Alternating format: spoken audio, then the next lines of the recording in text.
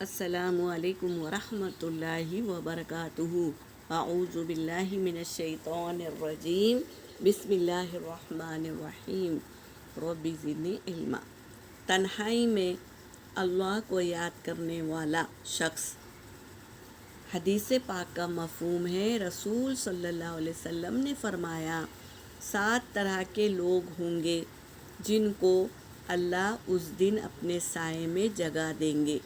کس دن؟ قیامت کے دن سورج سوا نیزے پر ہوگا اور زمین تانبے کی ہوگی۔ تو سورج سوا نیزے پر ہوگا تو زمین کتنی گرم ہو جائے گی، اور زمین تانبے کی ہوگی۔ تانبا پہ جب گرماس پڑتی ہے تو اور تیز ہو جاتی ہے۔ تو زمین تانبے کی ہوگی اور ہر ایک شخص اپنے گناہ کے بقدر پسینے میں ڈوبے ہوئے ہوں گے۔ جس کے جتنے گناہ ہوں گے اتنا ڈر سے وہ پسینہ نکلے گا اپنے بدن سے۔ گناہوں کے بنسبت سب گناہ اس کو اس وقت یاد آئیں گے، تو اس کے ڈر سے وہ پسینے میں ڈوبا ہوا ہوگا۔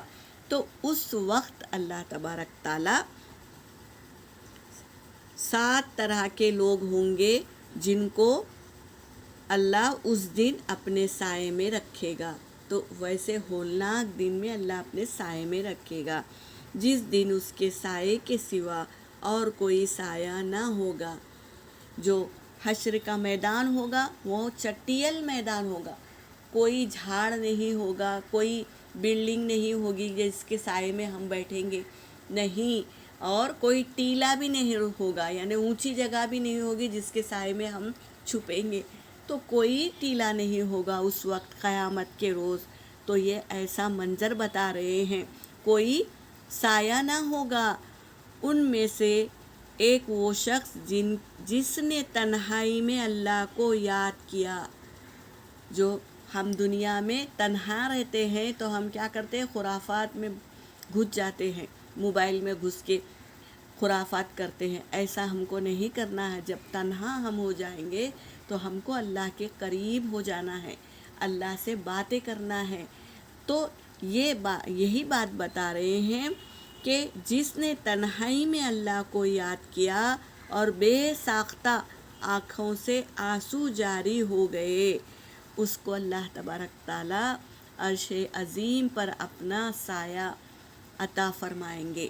تو جب بھی ہم اکیلے ہو تو اللہ سے جڑ جاؤ، اللہ ہی ہمارے ساتھ رہے گا، ہے اور رہے گا، ہمیشہ رہے گا۔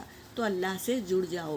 جب تنہائی میں ہو تو اللہ کو پکار لیا کرو۔ کئی دعائیں ہماری زبان پہ رہتے ہیں، وہ دعا کو پڑھ لیا کرو اور اللہ سے باتیں کرو، دوستی کرو، اس سے اپنے راز بتاؤ، وہ ہمارے پریشانیوں کو دور کرے گا۔ کسی اور کو اپنا رازدار مت بناؤ۔ یہاں پر میرا سبق ہو گیا۔ وآخر الدعوانا ان الحمد للہ رب العالمین۔